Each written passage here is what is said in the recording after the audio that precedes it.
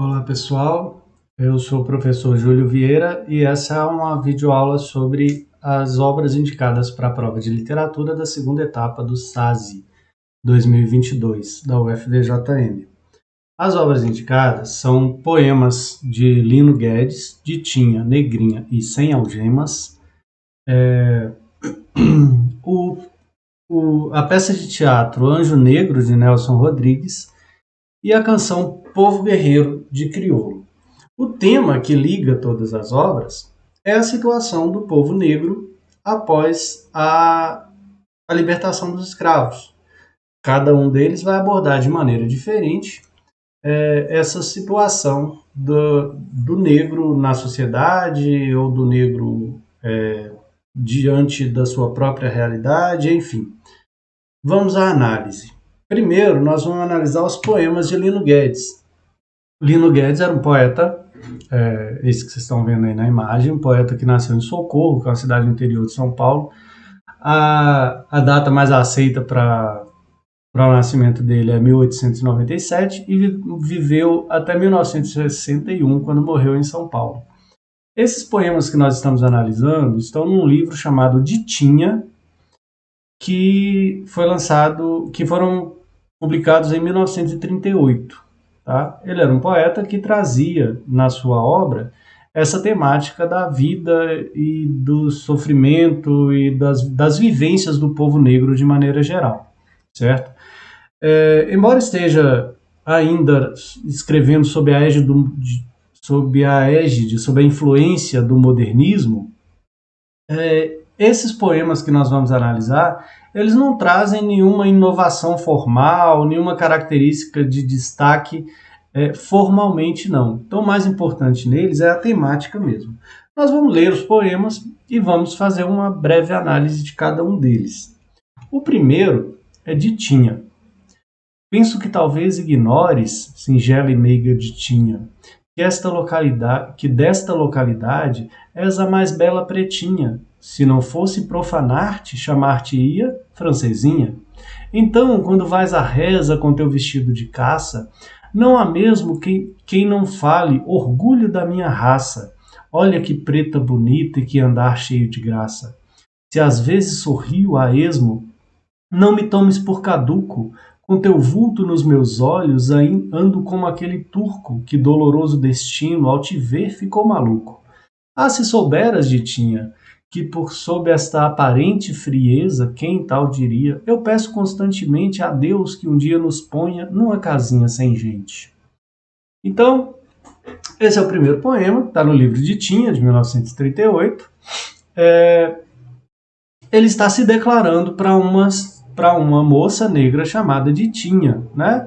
E é um poema em que se exalta a beleza, a graça, né? Há uma estrutura bem simples, um poema com características ainda românticas, porque ele se coloca numa posição de muita humildade diante dessa moça, a Ditinha, né? Então é como se ele idealizasse essa mulher para quem ele dedica o poema, certo?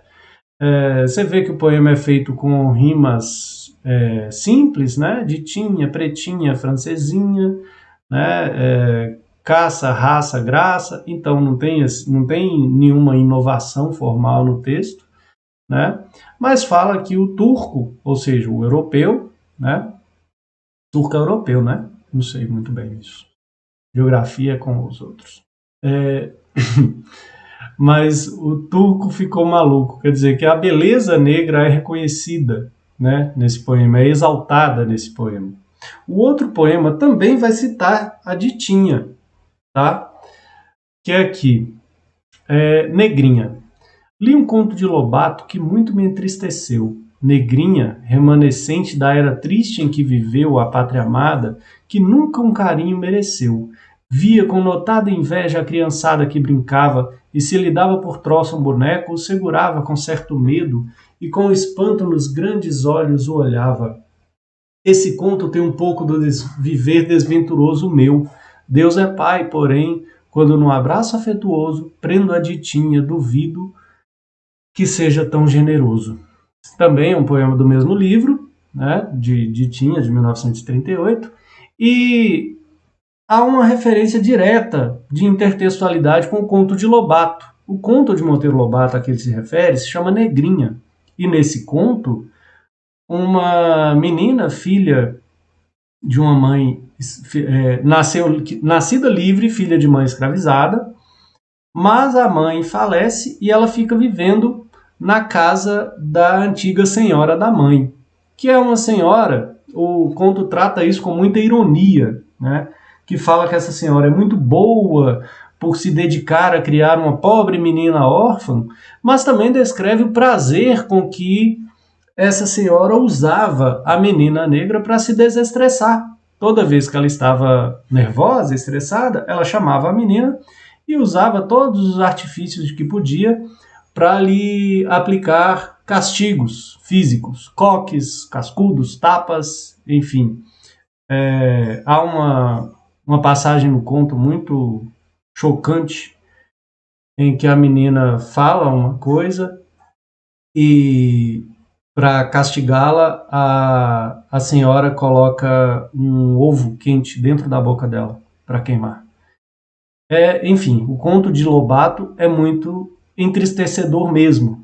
Então, quando o sujeito negro lê esse conto, ele sente a tristeza da menina, porque ele se identifica, né, com essa referência negrinha, remanescente da era triste em que viveu a pátria amada. A era triste em que viveu a pátria amada, ele está falando dos longos séculos de escravidão que o Brasil teve, né? E essa menina ali via a criançada brincando e tem a cena lá é uma referência à cena do conto em que ela segura um boneco e ela não sabia o que era um boneco, então ela fica assustada, né? E aí ele se coloca na posição do outro. Então nós temos um sujeito negro da década de 30 do século XX se colocando na posição de uma criança que sofre ainda os males da escravidão, né? Então ele vai dizer, esse conto tem um pouco do viver desventuroso meu. Deus é pai, porém, quando num abraço afetuoso prendo a ditinha, duvido que seja tão generoso. O que tem aqui? Vocês veem que a ditinha aparece, e a ditinha é essa fuga dessa realidade sofrida, desse sofrimento a que esse sujeito está submetido. Tá?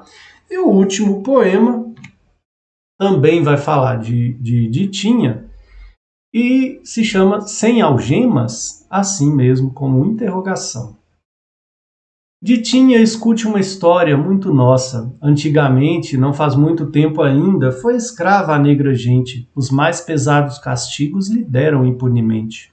Mas um dia a realeza de nossa sorte condoída, cujo crime consistia em ter pele enegrecida, a liberdade nos deu. Belo gesto, não, querida? O que depois ocorrera é de ontem, por que falar? Mas eu ainda, ditinha, preciso me libertar do penoso cativeiro em que me traz teu olhar. Então, aqui ele fala diretamente a ditinha, de novo, né? Sobre a situação, ele rememora essa situação dos escravos e do sofrimento a que os escravizados foram submetidos. Há uma certa ironia, porque fala, mas um dia a realeza de nossa sorte condoída, cujo crime consistia em ter pele enegrecida, a liberdade nos deu. Belo gesto, não querida. Então, quando fala belo gesto, não querida, e fala o que depois ocorrer é de ontem, por que falar? É porque depois da libertação dos escravos, não houve um amparo a essa população que antes era escravizada. Né? Então, por isso ele coloca belo gesto, não querida. É como se fosse assim, que grande coisa fizeram conosco. Né? E aí, de novo, essa evocação amorosa da prisão em que Ditinha o mantém. Né? Essa felicidade que esse refúgio que poder viver com Ditinha e estar preso ao olhar de Ditinha. Né? Muito bonitinhos os poemas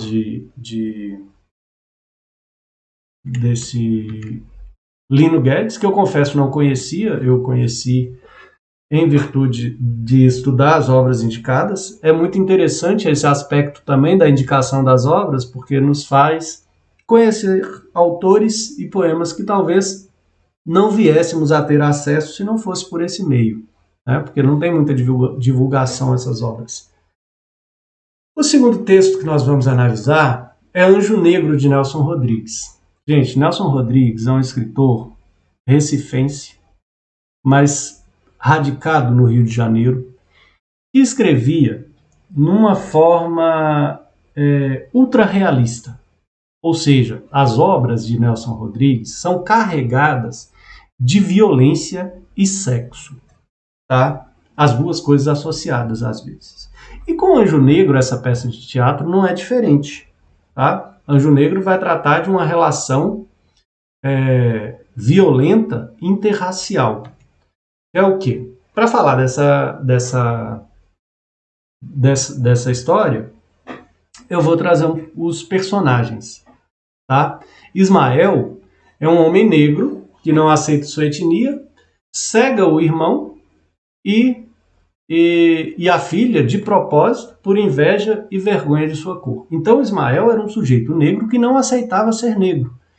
E ele tinha um irmão de criação chamado Elias, que numa situação Elias pediu a Ismael que o ajudasse com um problema nos olhos, e Ismael aproveitou a oportunidade para cegá-lo. A filha, branca, também foi cega, ainda bebê, para não ver a cor do pai. Trágico, né? Virgínia, mulher branca, vítima sexual e esposa de Ismael, matou os filhos negros e perdeu a filha branca em um mausoléu. Que é isso? A tia de Virgínia, depois que o marido foi embora, ela soube que o marido assediava Virgínia. E, para se vingar da Virgínia, não do marido, ela chamou Ismael para que a estuprasse. Virgínia era apenas uma adolescente. E depois do estupro, Ismael comprou a casa da tia e se casou com Virgínia.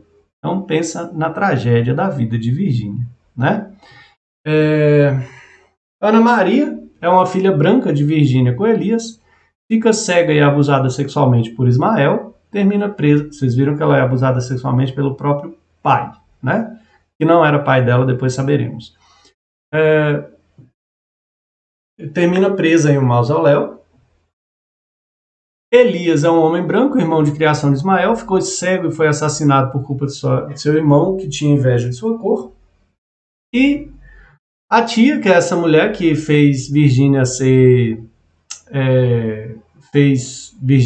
estuprada e depois a entregou em casamento para Ismael. E as primas de Virgínia, que são as filhas da tia, que morrem quase todas, né, virgens, porque não conseguem atrair a atenção de nenhum homem na história. Enfim, essa história, gente, ela se desenvolve a partir do fato de que Ismael, ele era um homem negro que não aceitava a sua condição. Por isso, todos os filhos que ele tinha com Virgínia, e a peça começa no velório do terceiro filho,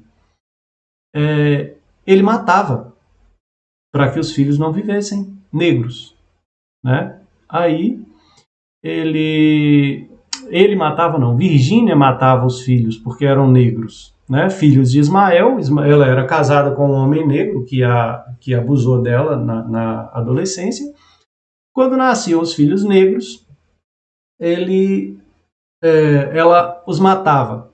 Então, no velório do terceiro filho, ela encontra Elias, que era o irmão de Ismael. Eles conversam, ela conta a Elias a história de sofrimento pela qual ela passou nas mãos de Ismael. Elias conta a história de sofrimento pela qual ele passou na mão de Ismael, porque ele conta que Ismael que o tornou cego e tal. E aí eles começam um caso, Elias e Virgínia, né? E ela concebe uma filha, que é a Ana Maria, que seria filha que é tratada por Ismael como filha, mas na verdade é filha de Elias. Por isso a Ana Maria nasce branca, por isso a Virgínia não a mata, mas Ismael cega para que ela não visse a cor do pai.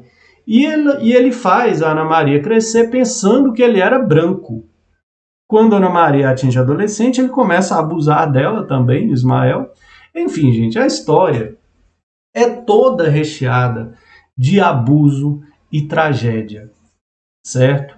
Todas essas tragédias derivadas do fato de que um homem negro, Ismael, não aceita sua cor. Né? Ou seja, a partir do fato de Ismael não aceitar sua cor, ele submete a mulher a abusos.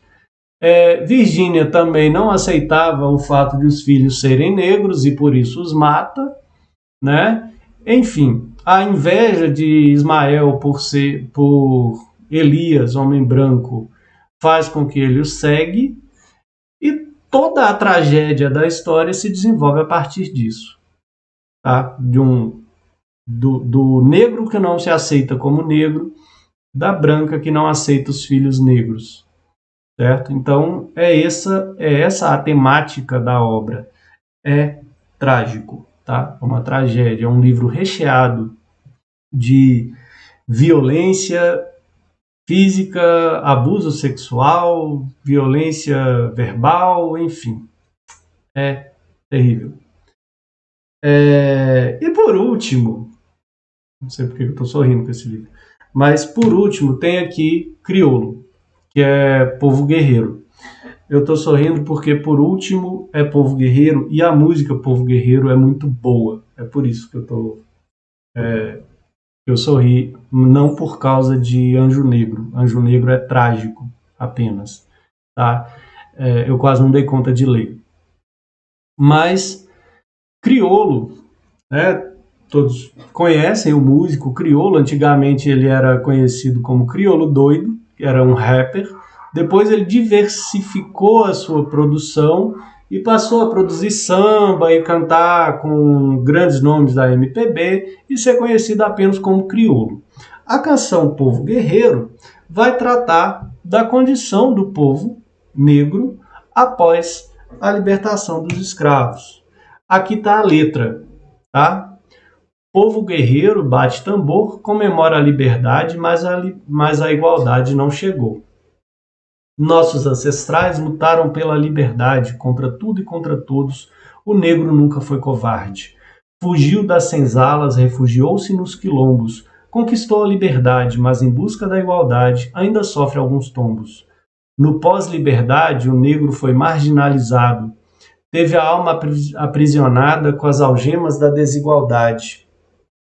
Hoje refugiado em favelas, onde a vida tem suas mazelas, combate a miséria, o preconceito e a adversidade, a igualdade e o respeito. Mais do que anseios, também são necessidades.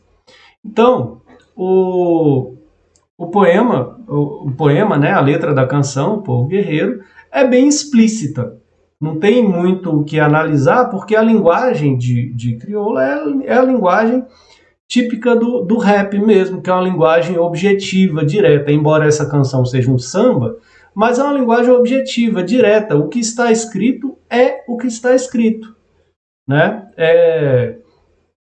Tira-se. Vocês viram que no poema do Lino Guedes fala que a monarquia deu a liberdade, né? A realeza deu a liberdade ao povo negro. Aqui, Crioulo já vai dizer, olha, nossos ancestrais lutaram pela liberdade, né? O negro nunca foi covarde, fugiu das senzalas, refugiou-se nos quilombos, conquistou a liberdade. Então deixa de ser uma graça da realeza e passa a ser uma conquista do povo negro. Essa é a mudança de ponto de vista, tá vendo?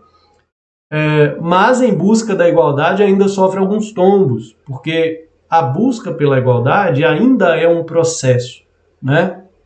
No pós-liberdade, o negro foi marginalizado, teve a alma aprisionada com as algemas da desigualdade. Então, o negro após o fim da escravidão, continua lutando por direitos, continua lutando por reconhecimento, continua lutando para ocupar espaços que ainda lhe são vedados, certo? É isso que eu tenho para dizer sobre as 3 obras. Espero que ajude vocês. Desejo muita sorte na prova. Obrigado pela atenção e até mais.